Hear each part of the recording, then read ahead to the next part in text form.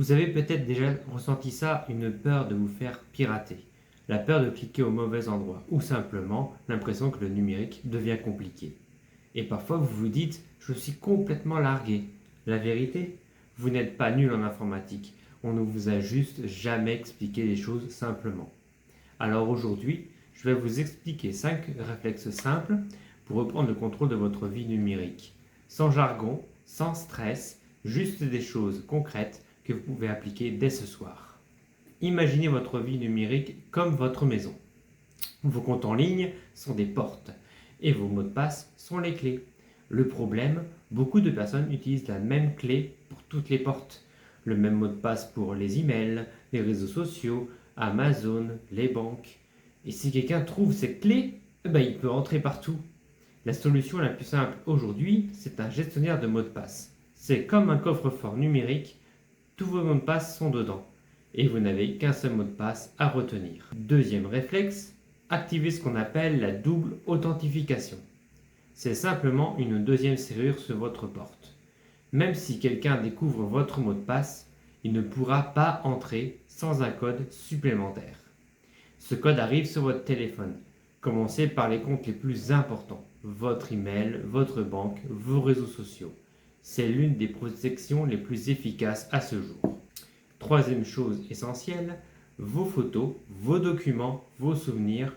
La règle à retenir est très simple. La règle du 3, 2, 1. 3 copies de vos données sur 2 supports différents, dont une copie hors de chez vous. Par exemple, vos photos sur votre téléphone, une copie sur votre ordinateur et une sauvegarde dans le cloud. Si un appareil tombe en panne, vos souvenirs sont toujours là. Il y a une question que beaucoup de personnes se posent. Si demain il m'arrive quelque chose, comment mes proches accéderont à tout cela? C'est pour ça qu'il faut prévoir un petit plan de transmission numérique. Rien de compliqué, un simple document papier où vous notez vos comptes importants, l'email utilisé et où trouver votre mot de passe. Comme ça, vos proches ne sont pas perdus. Enfin, parlons des arnaques, parce que c'est souvent la plus grande peur. Mais la bonne nouvelle, c'est qu'elles suivent presque toujours les mêmes règles. 3 signaux doivent vous alerter. L'urgence, une demande d'informations personnelles et une offre trop belle pour être vraie. Si quelqu'un vous demande un code ou un mot de passe, ce n'est jamais normal. Donc, si vous êtes déjà bien protégé avec un gestionnaire de mots de passe, la double authentification, la règle du 3-2-1, un plan de transmission et connaître les pièges des arnaques. Avec ça, vous êtes déjà mieux protégé que la majorité des gens. Maintenant, la vraie question c'est, est-ce que vous appliquez déjà ces réflexes correctement? Beaucoup de personnes pensent être protégées et découvrent le contraire trop tard.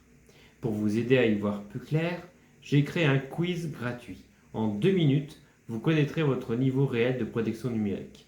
Vous pouvez le faire, le lien est dans la description. Le numérique ne devrait pas être une source de stress. Avec les bonnes méthodes, il peut devenir un outil simple et rassurant. Et c'est exactement ce que je peux vous aider à faire.